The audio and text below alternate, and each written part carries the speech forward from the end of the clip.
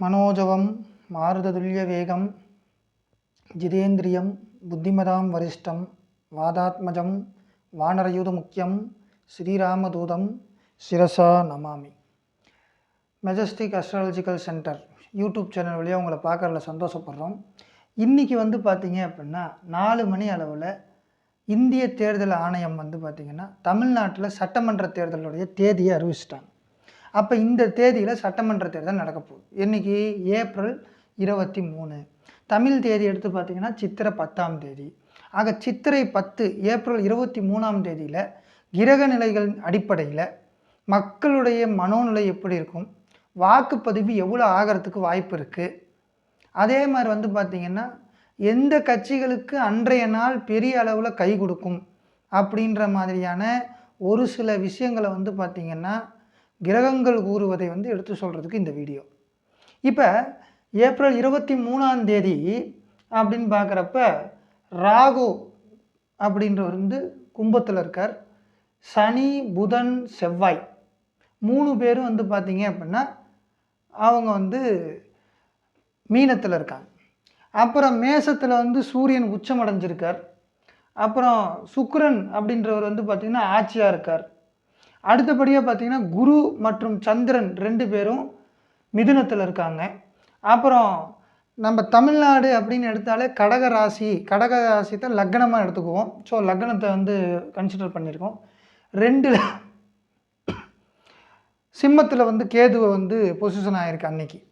ஆக இந்த இடத்துல இப்பேற்பட்ட ஒரு சூழலில் ஒரு தேர்தல் நடக்கும் அப்படிங்கிறப்ப மக்களின் மனநிலை எப்படி இருக்கும் அப்படின்றது தான் இங்கே ஃபஸ்ட்டு நம்ம பார்க்க வேண்டியது. அப்புறம் பார்த்திங்கன்னா லிஸ்ட் அவுட் பண்ணியிருக்கோம், முக்கியமான கட்சிகளெல்லாம் லிஸ்ட் அவுட் பண்ணியிருக்கோம். அதுக்கு எந்த மாதிரியான பலன்கள் கொடுக்கறதுக்கு வாய்ப்பு இருக்குன்றதை நம்ம பார்ப்போம். ஸோ இப்போ பாருங்கள், இந்த லக்னத்துக்கு மாரகாதிபதி பாதகாதிபதி ஃபஸ்ட்டு பார்ப்போம். இந்த லக்னம் சரலக்கணம் 2, 7 குடையவர்கள் அப்படின்னு சொல்கிறது மாரகாதிபதிகள். சரலக்கணம்ன்றனால 11 அப்படின்னு சொல்கிற இந்த சுக்கிரன் அப்படின்றது பாதகாதிபதி அப்படின்றோம். ஆக சூரியன், சனி, சுக்கிரன் இந்த 3 பேரும் நன்மையை செய்ய மாட்டாங்க அப்படின்றது. ஆக அடுத்தபடியாக பார்த்திங்கன்னா லக்னத்துக்கு 12ஆம் அதிபதி அப்படின்றது ஒன்று, லக்னத்துக்கு 8ஆம் அதிபதி சனி பகவான், அவர் ஏற்கனவே 7ஆம் அதிபதி அப்படின்னு வந்துட்டார். ஓகே, ஸோ இதை இந்த இடத்துல நம்ம தெளிவுபடுத்துகிறோம். அப்போ பார்த்திங்கன்னா அன்றைய கிரக நிலைகளை நம்ம பார்க்குறோம். சூரியன் உச்சமாகி கேதுவின் காலில் நிற்கிறார். சூரியன் கேதுவோட காலில் நிற்கிறார், ரைட்டு. சந்திரன் குரு காலில் நிற்கிறார். செவ்வாய் புதன் காலில் நிற்கிறார். அடுத்து குரு பகவான் சுயகாலில் குருவுடைய காலிலேயே நிற்கிறார். அடுத்தபடியே சுக்கிர பகவான் அப்படின்றது சூரியன் காலில் நிற்கிறார். புரியுதுங்களா? அடுத்து புதன் புதன் கால், சனி கால், ராகு செவ்வாய் காலில் நிற்கிறாரு. கேது தன்னுடைய சுயகாலில் கேது காலில் நிற்கிறார். ஆக இந்த சமயத்தில் வியாழக்கிழமை அன்னைக்கு வருது. வியாழன்னா குரு. சரி, இப்போ இந்த மாதிரியான சமயத்தில் என்ன மாதிரியான பலன்களை கொடுக்க இருக்காங்க அப்படின்னு பார்த்தா, நம்ம மக்கள் அப்படின்னா சனி எடுத்துக்கணும் 1, 2வது கூட்டம் அப்படின்னா சுக்கிரன் எடுத்துக்குவோம் 2, அப்புறம் பார்த்திங்கன்னா வாக்கு அப்படின்னா புதன் எடுத்துக்குவோம் 3. ஆக புதன், சனி, சுக்கிரன், இந்த புதன், சனி, சந்திரன் இந்த 3 பேரும் ரொம்ப முக்கியமான பங்கு வகிப்பாங்க மக்கள் மனநிலை இதெல்லாம் சொல்கிறப்ப அப்படின்றது தெரியுது. ஆக புதன் தன்னுடைய புதன் காலிலேயே உட்காந்துருக்கார். அது ஓகே, குட்டு, சம்வாட் குட், அந்த மாதிரி தான் இருக்குது. ஏன் அப்படின்ற சொல்கிறேன். சந்திரன் குரு காலில் உட்காந்துருக்கார், குரு காலிலே உட்காந்துருக்கார், கம்ப்ளீட்லி குட் அப்படின்றது. அப்புறம் பார்த்திங்கன்னா சனி பகவான் தன்னுடைய சனியினுடைய காலிலேயே உட்காந்துருக்கார். அதுவும் பார்த்திங்கன்னா பெரிய அளவில் குட்டாக தான் இருக்குது அப்படின்றது. சரி, இப்போ சனி பகவான் மக்கள் பார்த்திங்கன்னா லக்னத்திலிருந்து 7, 8 அதிபதிகள். அப்போ இந்த வாக்குன்றது எந்த ஸ்தானம்? புதன் அப்படின்னா வாக்கு, நம்ம போடுற ஓட்டு அப்படின்ற இந்த ஓட்டை சொல்கிறது புதன் பகவான். இப்போ வாக்கு அதான் வி போட்டிருக்கேன் பார்த்திங்கன்னா, அதான் வாக்கு. ஸோ அந்த ஓட்டு போடுறது கேது கன்சிடர் பண்ணுறாங்க. அந்த இடம் சிம்மத்தை கன்சிடர் பண்ணுறாங்க. இப்போ இந்த சிம்மத்தை கன்சிடர் பண்ணுறாங்கன்ற ரைட். இந்த கேது பார்த்திங்கன்னா இங்கே பகை பெற்றுட்டார். அப்போ கேதுவுடைய ராசி நட்சத்திரங்கள் கொண்ட விஷயங்கள்லாம் வந்து அடி வாங்கும் அப்படி. அதே மாதிரி 7ஆம் வீடு 8ஆம் வீடு சனி பகவானுடைய வீடு. ஆக 7ஆம் வீடு 8ஆம் வீடு சனி பகவானுடைய வீடு. அப்போ சனி பகவானுடைய வீட்டில் இருக்கிற அந்த அவங்க யார், இந்த ராகு பெரிய அளவில் இந்த வாட்டி பெரிய அளவில் வராது அப்படின்றத தெரியப்படுத்துகிறோம். சரி, இப்போ வந்து நம்ம இங்கே போயிடுவோம். எந்த மாதிரி அப்படின்னு பார்த்தீங்கன்னா, சனியுடைய காலில் உட்காந்துருக்கார். அப்போ மக்கள் தெளிவாக இருப்பாங்க, நீதி நேர்மை நியாயம் அப்படின்ற மாதிரி இருப்பாங்க.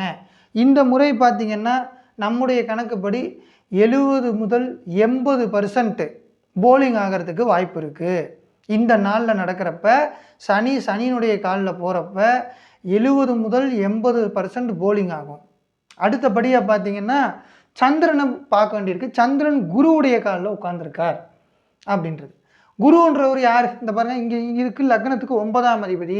ஸோ 9ஆம் அதிபதியினுடைய காலில் தான் சந்திரன் உட்காந்து. சந்திரன் மனோநிலை, க்ரௌடு, மக்கள், இதெல்லாம் சொல்கிறது சந்திரன். இந்த சந்திரன் 9ஆம் வீட்டு அதிபதி ப்ளஸ் இங்கேருந்து பார்த்தீங்கன்னா லக்னத்துக்கு 6ஆம் அதிபதி, 6 மற்றும் 9 இந்த அதிபதிகளுடைய விஷயத்தில் வந்து சந்திரன் வந்து கனெக்ட் ஆகிறாரு, குருவோட கனெக்ட் ஆகி மிதுனத்தில் வந்து உட்கார்ந்துருக்கார் அப்படின்றது பார்க்குறோம். ஸோ இந்த நேரத்தில் இங்கே நம்ம என்ன சொல்ல வர்றோம்னு பார்த்தீங்கன்னா, சந்திரன் இருக்கிற நிலைமையை வச்சு க்ரௌடு, மாஸ் ஆஃப் பீப்புள் குருவை நோக்கி போவாங்க. குருன்னா ஒரு போதனை. குரு அப்படின்றது வந்து பார்த்தீங்க அப்படின்னா ஒரு மேனேஜ்மெண்ட்டு. கரெக்டான மேனேஜ்மெண்ட் யார் பண்ணுறாங்கன்றது மக்களுக்கு தெரியும். அவர்களுக்கு தான் இந்த வாட்டி ஓட்டு அதிகமாக இருக்கும். அப்புறம் ரிலீஜன் அப்படின்னு சொல்கிறதும் வந்து பார்த்திங்கன்னா குருவை சேரும். ஆக இந்த ரிலீஜனுக்குள்ளே கிரைசிஸ் உண்டாக்குற மாதிரியான சக்திகள் வந்து இந்த வாட்டி ஒன்றுத்துக்கும் வந்து பெரிய அளவில் மெஜாரிட்டியில் வர முடியாது அப்படின்றது. ஆக இந்த நேரத்தில் இதெல்லாம் நம்ம பார்க்குறோம். சரி, மக்களுடைய மனநிலைமை எப்படி இருக்கும்? 70-80% ஓட்டு உழவ போது வாக்காளர்கள் வந்து வாக்கு செலுத்த போகிறாங்க அப்படின்ட்டு. புது வாக்காளர்கள் அப்படின்னா புதன் அப்படின்னா புது வாக்காளர்கள். இந்த புது வாக்காளர்கள் பார்த்திங்கன்னா நீசம். புதன் வந்து எங்கே இருக்கார்? நீசத்தில் இருக்கார் அப்படின்னோம். புதன் காலில் வேறு இருக்கார். அவரே நீசமாயிட்டார். அவர் காலில் உட்காந்துருக்காரு. நீசமாயிட்டனால வந்து பார்த்திங்கன்னா பெரிய அளவில் அவர்களுடைய வாக்கு மாற்றத்தை ஏற்படுத்தாது. நிறைய பேர் வந்து பார்த்திங்கன்னா புது வாக்காளர்கள் 12 லட்சமோ என்ன சொல்கிறாங்க. அத்தனை வாக்காளர்களில் அந்த புதுசாக வாக்களிக்கப்பட்டவர்கள் எத்தனை பேர்னு பார்த்திங்கன்னா ரொம்ப சொற்பமானதாக தான் இருக்கும். இது வந்து நம்ம இந்த இடத்துல பதிவு பண்ணுறோம்.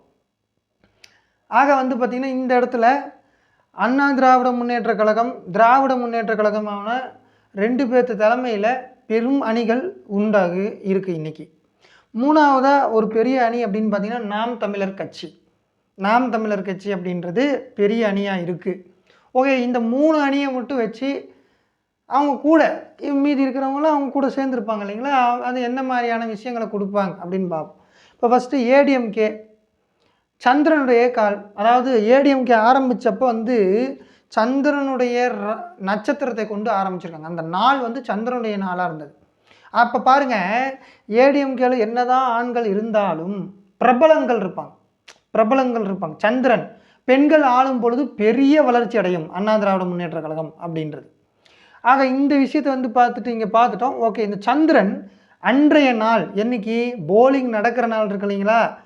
சித்திரை 10ஆம் நாள். நம்ம புரிகிற மாதிரி சொல்லணும்னா ஏப்ரல் 23ஆம் தேதி அன்னைக்கு வந்து பார்த்திங்கன்னா சந்திரன் அப்படின்றது வந்து குரு காலில் உட்காந்துருக்கார். குரு 9ஆம் அதிபதினு சொன்னோமா? 9ஆம் அதிபதி அப்படின்னா பெரிய அளவில் ஹிட்டை கொடுப்பார். சரி, இந்த சந்திரன் எங்கே இருக்காருங்க? குருவோட சேர்ந்து வேறு இருக்கார். சந்திரன் குரு சேர்ந்த காம்பினேஷனுங்கிறது வந்து பார்த்திங்கன்னா சந்திரனுக்கும் குருவுக்கும் சூப்பர் டாப் ரேஞ்சுக்கு கொண்டு வரும். அப்போ அன்னைக்கு போலிங் ஆகுது அப்படின்னா ஏடிஎம்கேக்கு வந்து பெரிய அளவில் மாஸ் இருக்கிறதுக்கு வாய்ப்பு இருக்குது அப்படின்றது சொல்கிறோம். அடுத்தபடியாக பார்த்திங்கன்னா அவங்களோட பெரிய அந்த அலையன்ஸில் இருக்கிறது பிஜேபி. ஸோ பிஜேபின்னு எடுக்கிறப்ப பார்த்தீங்க அப்படின்னா செவ்வாய் பகவானுடைய காலில் உட்காந்துருக்கார். ஸோ செவ்வாய் பகவான் இந்த லக்னத்துக்கு யார்? 5ஆம் அதிபதி. பாருங்கள், 5ஆம் அதிபதி. ஓகேங்களா? அடுத்து இந்த 5ஆம் அதிபதி செவ்வாய் பகவான் தன்னுடைய லக்னத்துக்கு 9ல் உட்காந்துருக்கார். இது வந்து பெரிய தெரிஞ்சுக்கணும். செவ்வாய் யார் காலில் உட்காந்துருக்காரு? புதனுடைய காலில் உட்காந்துருக்கார். அப்போ வந்து பார்த்திங்கன்னா 9ஆம் வீட்டில் உட்காந்தனால ஓரளவுக்கு நல்லது. ரெண்டாவது விஷயம் என்ன அப்படின்னு பார்த்திங்கன்னா செவ்வாய் அப்படின்றது வந்து புதன் கால் வாங்கியிருக்கார். புதன் அங்கே நீசம், அதனால் கொஞ்சம் கெட்டது. அது இல்லாமல் செவ்வாய்ன்ற லக்னத்துக்கு 5ஆம் அதிபதி கெட்டவங்க லிஸ்ட்டில் இல்லை. அப்போ தமிழ்நாட்டில் இந்த போலிங் நடக்கிற இந்த நாள் அப்படின்றது பிஜேபிக்கும் ஒரு பெரிய அளவிலான வாக்கு வங்கியை பெற்றுத்தரும் அப்படின்றது இந்த இடத்துல நம்ம தெளிவுபடுத்துகிறோம். அடுத்தபடியாக பார்த்தீங்க அப்படின்னா ஒரு விஷயம், இவங்க இதில் வந்து பார்த்திங்கன்னா வேறு நம்ம பெரிய அளவில் இருக்கிற கட்சிகள் ஒரு சில கட்சிகளை தான் வந்து கொடுத்துருக்கோம். அடுத்து வந்து பார்த்திங்கன்னா டிஎம்கே பார்ப்போம். பெரிய அலையன்ஸு நிறைய கட்சிகளை ஒன்று சேர்த்து வச்சுருக்காங்க அப்படின்றது.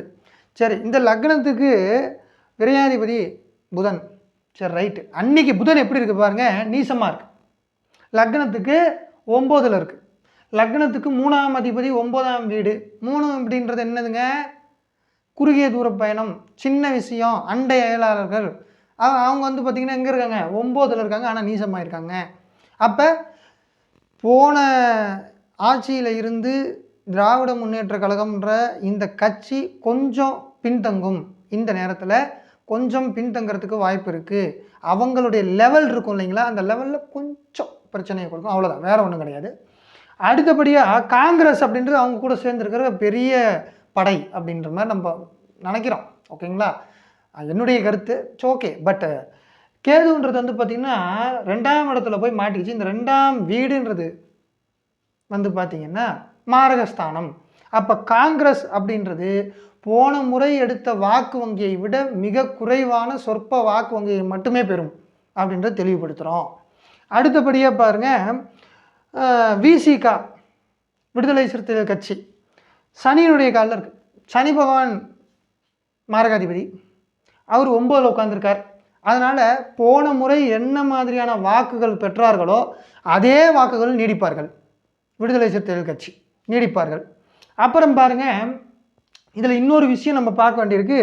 டிஎம்டிகே சுக்கிரன், டிஎம்டிகே தேசிய முற்போக்கு திராவிட கழகம் சுக்கிரன் அப்படின்றதுக்கு சுக்கிரனுடைய நட்சத்திரம் கொண்ட நாளில் ஸ்டார்ட் பண்ணியிருக்காங்க. சுக்கிரன் வந்து பார்த்திங்கன்னா சூரியனுடைய காலில் உட்காந்துருக்கார்.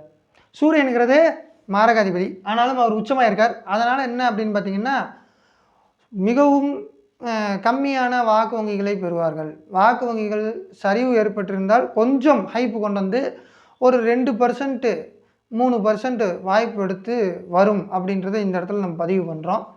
அப்புறம் வந்து நம்ம நாம் தமிழர் கட்சி தனியாக நிற்போம், தமிழனாக நிற்போம்னு சொல்லி நாம் தமிழர் கட்சி ஒரு பக்கம் இருக்காங்க இல்லைங்களா.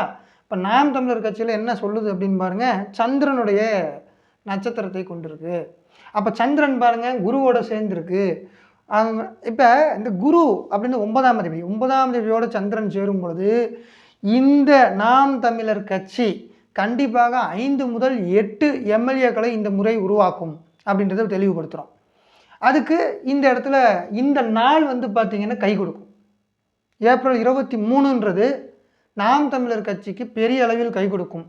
இப்போவே வந்து பார்த்திங்கன்னா ஒரு 8% வரைக்கும் வாங்கியிருக்கோம். தமிழகத்தில் 3வது பெரிய கட்சி அந்த இடத்த வச்சுருப்பாங்க. வாக்கு வங்கி அதிகமாகும். எம்எல்ஏக்களை உருவாக்காமல் இருந்தாலும் இந்த முறை 5 முதல் 8 எம்எல்ஏக்கள் வரும். அதை வந்து இங்கே தெளிவுபடுத்துகிறோம். டிவிக்கே அடுத்து இன்றைக்கி வந்து பார்த்திங்கன்னா இந்த இளைஞர்கள்லாம் வந்து இளைஞர்கள் அப்படின்றத விட சிறார்கள்லாம் வந்து பார்த்திங்கன்னா டிவிக்கே சப்போர்ட்டராக இருக்காங்க. அவங்கக்கிட்ட சொல்லி எல்லாத்தையும் வந்து கவர் பண்ணிடலாம் அப்படின்னு நினச்சிக்கிட்டு இருக்காங்க. ஸோ இப்போ அது எப்படி இருக்குதுன்னு பாருங்கள். லக்னத்துக்கு 8ல் ராகு இருக்குது. ராகு ஏன் ராகு சொல்கிறோம், அன்றைக்கி வந்து ராகுடைய நட்சத்திரம் கொண்டது. எப்போ, பிப்ரவரி 2, 2024 அன்றைக்கி தானே ஆரம்பித்தாங்க. அன்றைக்கி ராகுவோட நட்சத்திரம் இருக்குது. சரி, ராகு செவ்வாயோடைய நட்சத்திரத்தில் 23ஆம் தேதி இருக்கார். அப்போ ராகு செவ்வாயோட நட்சத்திரம் இருக்கார, லக்னத்துக்கு 5ஆம் அதிபதி செவ்வாய். இந்த செவ்வாய் என்ன பண்ணுறாரு, இங்கே இருக்கார் 9ல் நீசமானவனோட சேர்ந்துருக்காரு. அட் தி சேம் டைம் இந்த ராகு அப்படின்றவர் அவரே எங்கே இருக்கார் அப்படின்னு பார்த்தீங்கன்னா லக்னத்துக்கு 8ல் இருக்கார். அதனால் வந்து ஒரு 2% அல்லது 3% வாங்கி அங்கீகரிக்கப்பட்ட கட்சியாக வரலாம், வராமலும் போகலாம். பெரிய அளவில் பாதிப்பை ஏற்படுத்துகிற மாதிரி தான் இருக்குது. ஏன் சொல்கிறோம் அப்படின்னா ராகுவுடைய இதில் தான் இருக்குது. ராகு லக்னத்துக்கு 8ல் இருக்கார். 8ன்றது என்னங்க, கழுவி விடப்பட்டதுன்னு அர்த்தம். 8ன்றது வந்து நழுவி போயிடுச்சின்னு அர்த்தம். அப்போ அவங்களுடைய வெற்றி கனியை எப்படி சொல்வாங்க, செவ்வாயோடு சேர்ந்துருக்கு. ஏற்கனவே போகக்காரகன் ராகு. ராகுன்றது என்னது, ஒரு பிம்பம் அது இருக்குது அப்படின்ற மாதிரி ஒரு பிம்பம். அந்த பிம்பத்தில் யாருமே ஆரம்பிக்க மாட்டாங்க கட்சியை, ஆரம்பிக்கக்கூடாது. இப்போ இதில் பாருங்கள், சந்திரனில் கட்சி ஆரம்பித்தாங்க. சந்திரன் வந்து வளர்பிறை தேய்பிறைன்னு வரும். அப்போ ரெட்டலை வருமா வராதா, இவருக்கா அவருக்கா, இந்தம்மாக்கா அந்தம்மாக்கா, எவ்வளவோ பிரச்சனைகள் நம்ம சமைச்சிருக்கோம். இப்போ பாருங்கள், டிஎம்கே புதன் அப்படின்றது இருக்குது. புதன்னா புத்தி, பேச்சு, இதெல்லாம் புதன். கலைஞர் பேசாத பேச்சா, எழுதாத வசனங்களா, எழுதாத பாடல்களா, எவ்வளோ விஷயங்களெல்லாம் சொல்லியிருக்கார். அவர் வந்து பார்த்திங்கன்னா அதில் இருந்திருக்கார். அண்ணா வந்து பார்த்திங்கன்னா ஆரம்பித்தார் டிஎம்கேவை. அண்ணா ஆரம்பித்தார் அப்படிங்கிறப்ப பார்த்திங்கன்னா அவரும் மதிநுட்பத்தில் பெரிய ஆள். அதெல்லாம் தெரிஞ்சுக்கணும் நம்ம. ஆக அடுத்து வந்து பார்த்திங்கன்னா சுக்கிரனில் ஸ்டார்ட் பண்ணியிருக்காங்க. யார்? தேசிய முற்போக்கு திராவிட கழகம் சுக்கிரனில் ஸ்டார்ட் பண்ணாங்க. இது மாதிரி ஒரு விஷயங்களில் பார்த்திங்கன்னா இந்த சுக்கிரன் அப்படின்றப்ப வந்து அந்த ஹைப் அப்படின்றது பார்த்திங்கன்னா பெரிய அளவில் வரும். ஆனால் அது வந்து சுக்கிரன் வந்து எதிர்கட்சி தலைவர் ரேஞ்சுக்கு தான் வருமே தவிர சிஎம் ரேஞ்சுக்கு வராது அப்படின்றது. சரி, இப்போ இது வரைக்கும் நம்ம பார்த்தோம். ஸோ நம்மளுடைய கணக்கு இந்த கிரக நிலைகளின் அடிப்படையில் மறுபடியும் தெளிவுபடுத்துகிறோம். நான் எந்த ஒரு கட்சியையும் சாராதவர், இது புரிஞ்சுக்கணும். எந்த கட்சிக்காகவும் நான் பேசலை, ஓகேங்களா? எடுத்துக்காட்டுகளுக்கு வந்து பார்த்திங்கன்னா ஒரு சில கட்சிகளை வந்து திரும்ப திரும்ப பேர் சொல்லியிருப்போம், அவங்க தலைமையிலானது அப்படின்னு சொல்லியிருப்போம். ஒரு சிலது வந்து இங்கிலீஷில் பேசியிருப்போம், சிம்பிளாக சிங்க்ரனைஸ் பண்ணி அப்ரிவேஷன் மாதிரி. ஒரு சிலது ஃபுல் ஃபார்மில் பேசியிருப்போம். அது வந்து தவறாக எடுத்துக்காதீங்க, சரிங்களா? ஆக உங்களிடமிருந்து விடைபெறுவது உங்கள் அன்பு பாலஜோதிடர் மெஜஸ்டிக் எஸ் கார்த்திக் ராஜா. நன்றி, வணக்கம்.